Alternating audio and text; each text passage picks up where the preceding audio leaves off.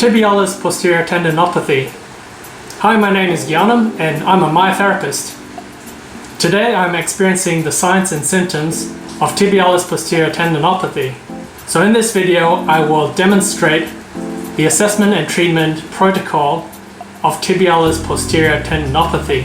The tibialis posterior muscle is located in the deep posterior compartment of the leg.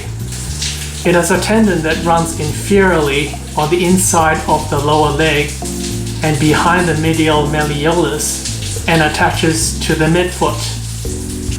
This stabilizing muscle maintains the arch of the foot and supports the ankle.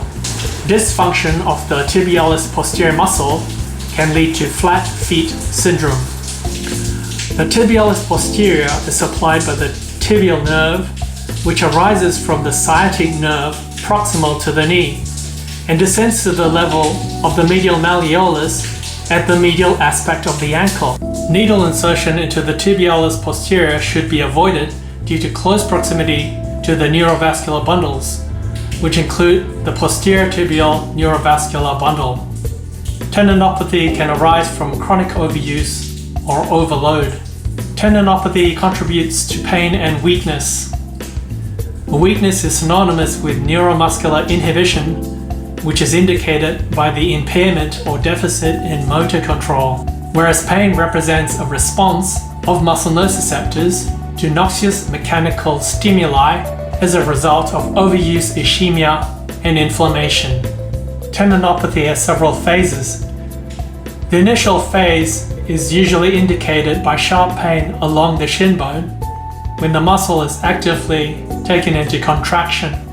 The actions of the tibialis posterior include adduction and inversion of the foot and plantar flexion of the ankle.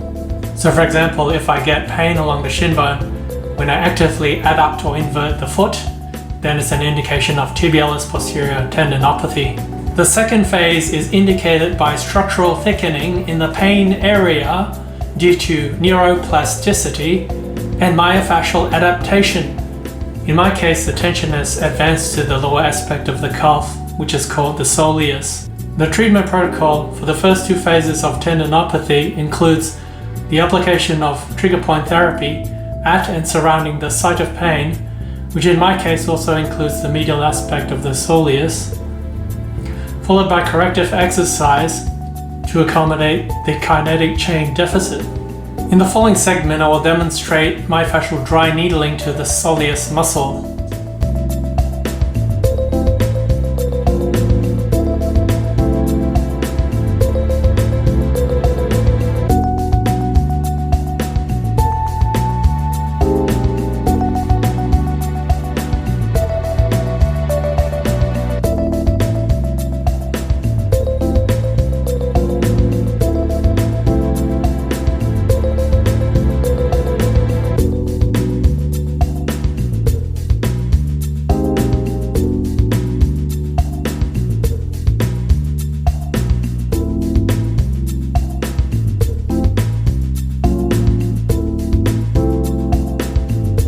Corrective exercise examples.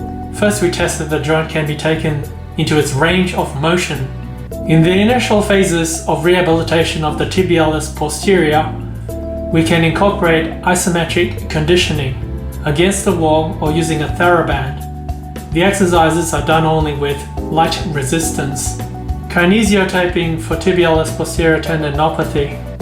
It is suggested that kinesiotaping may be used to facilitate the proprioceptive neuromuscular control of the ankle.